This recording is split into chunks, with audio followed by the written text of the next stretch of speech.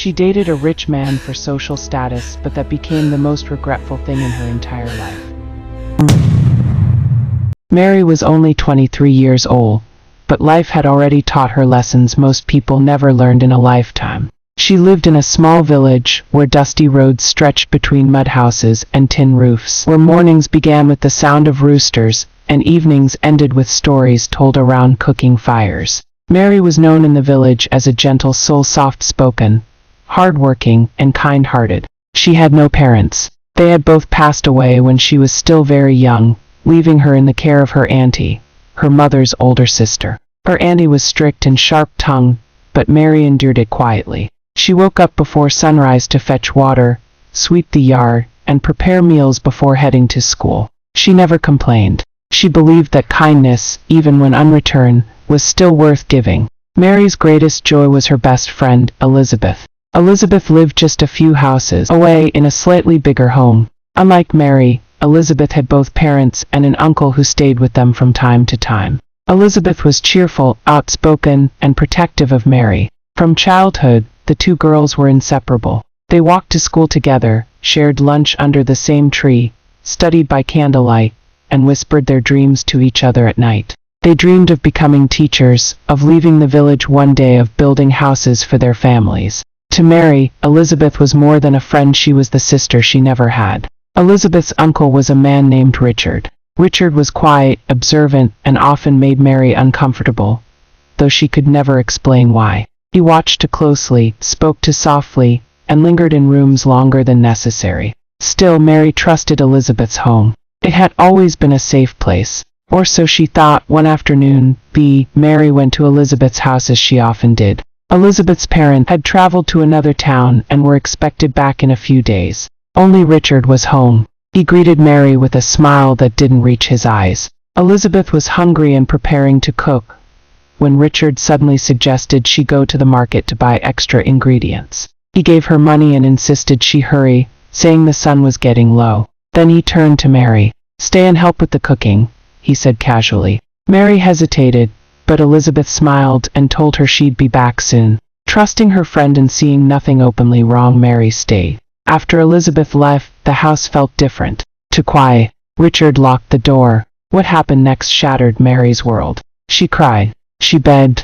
She froze. Her voice felt trapped in her throat. When it was over, she felt empty, like her soul had been ripped away and left behind on the cold floor. When Elizabeth returned, Mary was silent, shaking, unable to speak. She left without explaining, walking home with her head down, her heart broken beyond repair. She never told Elizabeth. She never told anyone. Weeks later, Mary's body began to change. One morning, as she was sweeping the yard, a sudden wave of nausea overwhelmed her. She dropped the broom and vomited into the dirt. Her auntie, watching from the doorway, noticed immediately. That evening, her auntie questioned her harshly. "You're pregnant," she accused. "Don't lie to me." Mary stood silently, tears running down her face. "Who is the man?" her auntie demanded. Mary opened her mouth, but no words came out. Fear, shame, and pain swallowed her voice. Her auntie's anger exploded. "You shameless girl," she shouted. "After everything I've done for you, get out of my house." That very night, Mary was thrown out with nothing but the clothes. Mary wandered to village roads with no destination. The first night, she slept near an old fence, curled up against the cold. The second night, she hid behind closed shops, afraid of every sound. By the third night, weak and hungry, she collapsed beneath a wooden table at a supermarket stall where fruits and vegetables were sold during the day. She cried herself to sleep, her hands resting protectively over her stomach. At dawn, an elderly woman arrived to prepare her stall. When she noticed movement under the table, she froze. "Child?" the woman asked gently. Mary crawled out, thin, dirty, and shaking. The old woman listened as Mary finally spoke her story, spilling out between sobs. She did not interrupt. She did not judge. Instead, she held Mary's hands. "Come with me," she said softly. She took Mary to her small home and offered her food, water, and a quiet place to rest.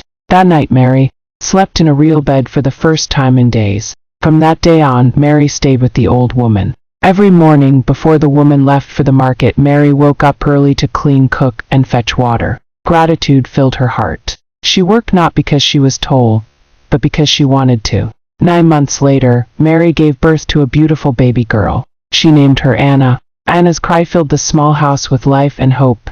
Mary held her daughter close, promising silently that no matter what, Anna would never feel unwanted. Years passed. When Anna was 3 years old, the old woman fell ill and passed away peacefully. Mary mourned her deeply, like a mother lost for the second time.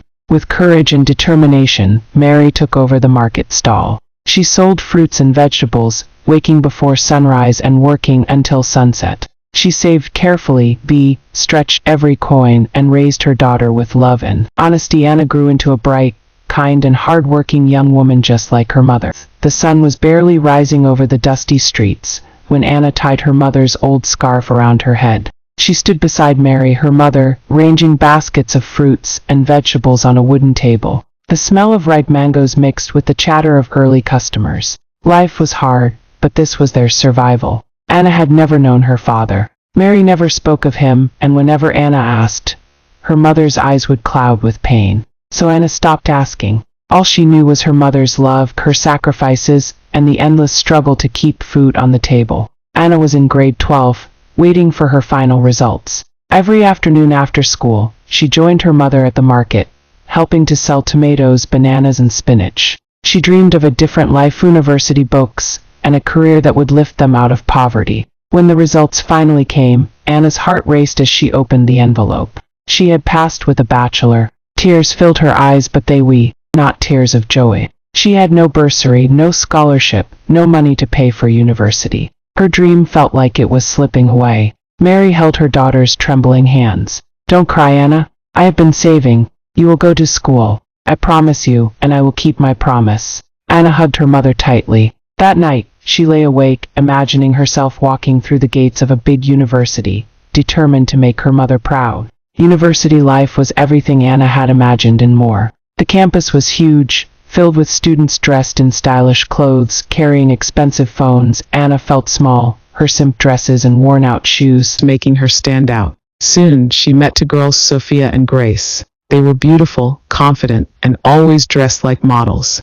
Their room was filled with designer handbags, perfumes, and the latest gadgets. They struggled with their studies, so Anna helped them. In return, they welcomed her into their glamorous world. But Anna was never comfortable. She didn't have the clothes, the makeup, or the lifestyle. She often wondered how Sophia and Grace managed to live like queens. One afternoon, as the three walked out of campus, a sleek black car stopped in front of them. Grace smiled, waved, and slipped inside. Anna turned to Sophia, confused. "Who is that man?" she asked. Sophia smirked. "Her boyfriend. That's how things work here. Men with money take care of us. I may pay for our studies, our clothes, our lives. If you don't adjust, Anna, you won't survive in this town." Anna's heart pounded. She thought of her mother, selling vegetables under the hot sun, saving every coin for her. Could she really live like this? Could she betray her mother's sacrifices? But temptation was too strong. Soon, Anna found herself lying to Mary. She told her mother she had found a job and didn't need money anymore. Instead, Anna sent money home every month, pretending it was her salary. The truth was darker. Anna had found a wealthy man who spoiled her with everything she had ever dreamed of. Clothes, phones, handbags, even money for her mother. He was kind, generous, and promised her a life she had never imagined. Anna didn't know that this man carried a secret. He didn't know either. Months passed, and Anna's life transformed. She was no longer the poor girl from the market. She was admired, envied, and loved. The man, Richard, grew more attached to her. One evening, he held her hand and said, "Anna, I want to marry you. I will change your life forever. I will take care of your mother too. You will never suffer again." Anna's heart raced. Marriage? She thought of her mother, of the tiny house they lived in, of the endless struggles. Maybe this was the answer. Maybe this was destiny. She told Mary about Richard. She didn't mention that he is old enough to be her father, only his wealth and kindness. Mary smiled, relieved that her daughter had found someone who could give her the life she deserved and the love. The day came. Wife and Anna took Richard home to meet her mother. She was nervous but excited. Richard walked into the small house carrying gifts, his face glowing with pride. Mary stepped out of the kitchen, wiping her hands on her apron. The moment her eyes met Richard's, the world froze. Her face turned pale. Her hands trembled. Richard's smile faded as recognition struck him like lightning. Mary whispered, her voice breaking you. Richard's eyes widened. Memories he had buried 20 years ago came rushing back. The night he had forced himself on a young woman. The woman who had disappeared. The woman who had raised a child alone. Anna looked between them, confused. Mom? Richard? What's happening? Tears streamed down Mary's face. Anna, he is your father. The room fell silent. Anna's heart shattered. Richard staggered back, his face twisted with horror. He had loved her, spoiled her, wanted to marry her, his own daughter. Anna screamed, dropping the ring he had given her. No, this can't be true. Mary collapsed into a chair, sobbing uncontrollably. Richard covered his face, ashamed, broken. Anna's world crumbled. The man she thought was her savior was the very reason her mother had suffered all these years. The father she had never known had returned, not as a protector, but as a shadow of pain. Anna stands outside her mother's house, staring at the horizon. Her dreams, her love, her life, all dreams, her love, her life, all shattered. But deep inside she knew one thing: she would rise. She would study, she would fight, and she would build a future not defined by the sins of the past. Mary held her daughter's hand, whispering, "We will survive, Anna. Just like we always have." Richard kneeled down, crying, asking for forgiveness to Mary for what he did to her 20 years ago, and for being involved with his own daughter too. He knew they were disgusted, so he promised that they will never see him again. But their scare can never be removed. Secrets destroy lives. Mary's silence about Anna's father protected her for years, but when the truth surfaced, it shattered everything. Time did not erase the scars, but it taught Anna how to live beyond them. After the truth shattered her world, Anna made a decision that changed everything. She chose herself. She returned to university, not as the broken girl who once chased survival, but as a woman determined to rebuild her future with dignity. She studied business management and agricultural economics, a course she chose with purpose. She wanted knowledge that could change not only her life, but her mother's too. The days were long and the nights were heavy with memories, but Anna pushed forward. Every exam she passed felt like reclaiming a piece of her stolen innocence. 4 years later, Anna stood in her graduation gown, holding her certificate with trembling hands. In the crowd, Mary watched her daughter with tears streaming down her face, not tears of pain this time, but of pride. "You did it," Mary whispered. "No, Mama, we did it." Anna found employment at a major agricultural supply company in the city, where her intelligence and experience from the village set her apart. She rose quickly, respected for her discipline, humility, and vision. With her first big bonus, Anna went home. The old village house, once filled with struggle, was transformed. The walls were repainted, the roof replaced, modern furniture installed. The kitchen became spacious and bright, the bedrooms warm and elegant. Outside, the yard was paved, flowers planted, and solar panels installed. It became the most beautiful house in the village, not loud with wealth, but glowing with dignity. Mary walked through the house in disbelief, touching the walls, crying quietly. "This house fed us when we had nothing," Mary said. And now Anna replied, "It will rest you." Anna didn't stop there. Remembering her mother's hands and endless sacrifices, Anna bought Mary a large fruits and vegetables supply business. It wasn't just a stall anymore, it was a distribution center supplying schools, supermarkets, and local vendors. Mary became a respected businesswoman in the village, employing young people and teaching them honesty, hard work, and resilience. The same woman who once counted coins under the hot sun now signed contracts with confidence. Anna remained in the city, choosing growth without forgetting her roots. She bought herself a modern apartment, clean, quiet, and peaceful. A space where she could breathe, heal, and dream. Soon after, she bought her first car, not as a symbol of luxury, but of freedom. She had learned the difference. Anna never forgot what happened. Some wounds never fully disappear, but they no longer controlled her. She built a life defined not by secrets, not by shame, not by survival, but by strength. One evening, standing on her apartment balcony, Anna watched the city lights glow. She thought of the dusty village roads, the market mornings, and the mother who had given everything for her. She smiled.